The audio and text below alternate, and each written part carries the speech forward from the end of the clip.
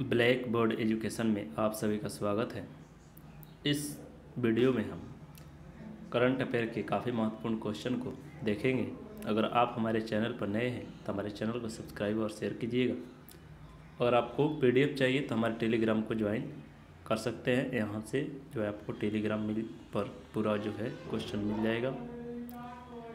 अब देखते हैं पहला क्वेश्चन क्या कर रहा है। किस संस्थान के वैज्ञानिकों ने स्वदेशी रूप से विकसित हेलीकॉप्टर से लॉन्च की जाने वाली anti tank guided missile Helina का सफलतापूर्वक परीक्षण किया है? ऑप्शन दे दिया है रक्षा अनुसंधान और विकास परिषद, भारतीय सेना, तीसरा ऑप्शन है भारतीय वायुसेना और चौथा है उपयुक्त सभी। तो राइट आंसर हो जाएगा डी, सभी। रक्षा अनुसंधान और विकास परिषद, भारतीय सेना और वायुसेना सभी ने मिलकर इसको विकसित सफलतापूर्वक परीक्षण किया है। फिर दूसरा कौन है, मानव अंतरिक्ष उड़ान का अंतर्राष्ट्रीय दिवस कब मनाया गया है? तो राइट आंसर हो जाएगा 12 अप्रैल को मनाया गया है। किस संस्था ने पर्यावरण जागरूकता बढ़ाने के लिए एक्सपेंडिंग इट रिलियंस नामक रिपोर्ट जारी किया है? तो इसका राइट आंसर हो जाएगा ए, प्राकृतिक संसाधन रक्षा परिषद। तो ध्यान दीजिएगा, पर्यावरण जागरूकता बढ़ाने के लिए जो एक्सपेंडिंग या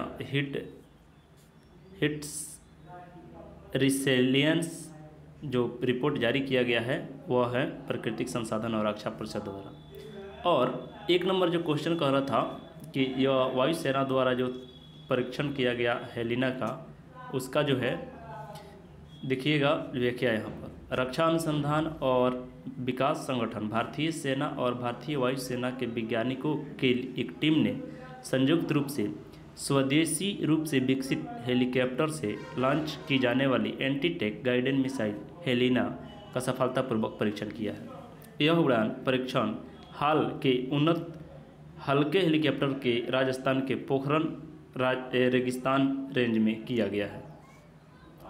इसके बाद अगला क्वेश्चन है, भारत के सर्वोच्च साहित्य पुरस्कार 56वें ज्ञानपीठ पुरस्कार से किसे सम्मानित किया गया है? तो इसका राइट आंसर हो जाएगा डी, नीलमणि फूलन को।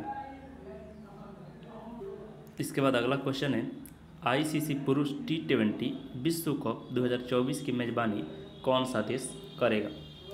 तो यह मेजबानी अमेरिका और वेस्ट इंडीज दोनों देश करेंगे। तो इसलिए राइट आंसर इसका सी हो जाएगा, वेस्ट इंडीज और अमेरिका। अब ध्यान दीजिएगा, आईसीसी, यह ICC men's player of the month का पुरस्कार किस खिलाड़ी ने जीता है? श्रेयस अय्यर।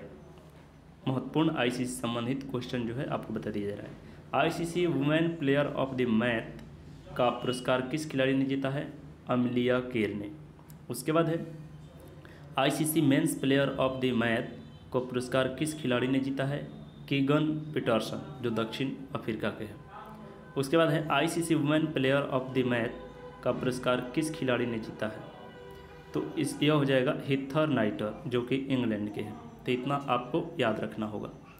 इसके बाद कह रहा है, केंद्रीय सशस्त्र पुलिस बल को संदर्भ में कौन सा कथन असत्य है? अब कथन देखिए, कह रहा है देश में सशस्त्र विकास बलों की संख्या 8 है। केंद्रीय सशस्त्र पुलिस बलों को अंतर्राष्ट्रीय सीमा की सुरक्षा के साथ संयुक्त राष्ट्र शांति मिशन में भी जिम्मेदारी दी जाती है।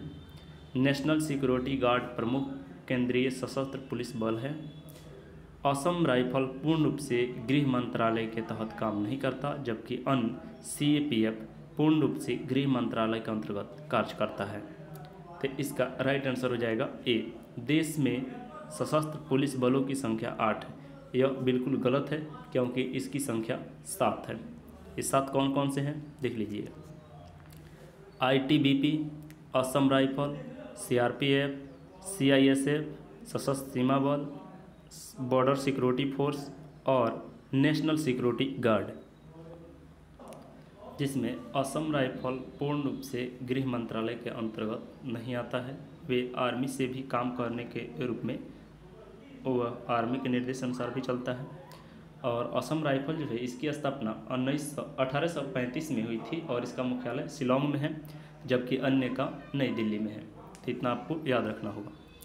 इसके बाद अगला क्वेश्चन कर है 700 करोड़ रुपए की लागत से किस स्थान पर अफ्रीकन वाइल्ड लाइफ सेफरी के गठन का निर्माण किया गया है। तो इसका राइट आंसर हो जाएगा नागपुर। बी ऑप्शन सही हो जाएगा, नागपुर में यह इसका गठन किया गया है। उसके बाद कह रहे हैं जेडॉन्स को कॉर्सर पक्षी जो भारत में अभी सुर्खियों में है IUCN के रेड लिस्ट में किस स्टेट में है। तो इसका राइट आंसर हो जाएगा ए, अति संकटपूर्ण में है। उसके बाद अगला क्वेश्चन कर रहा है क्रिकेट एशिया कप 2022 खेल का आयोजन कहाँ होगा। तो राइट आंसर हो जाएगा सी, श्रीलंका में हो जाएगा क्रिकेट एशिया कप 2022 का आयोजन। उसके बाद कह रहे हैं पहली बार दीननाथ मंगेशकर पुरस्कार 2022 किसे मिला है। तो इसका राइट आंसर हो जाएगा ए, नरेंद्र मोदी को मिला है। यह पुरस्कार लता मंगेशकर के सम्मान में शुरू की गई है और प्रत्येक साल एक ही व्यक्ति को दिया जाएगा। तो इसके पहली बार जो है नरेंद्र मोदी को दिया गया है जो प्रधानमंत्री हैं। Thank you.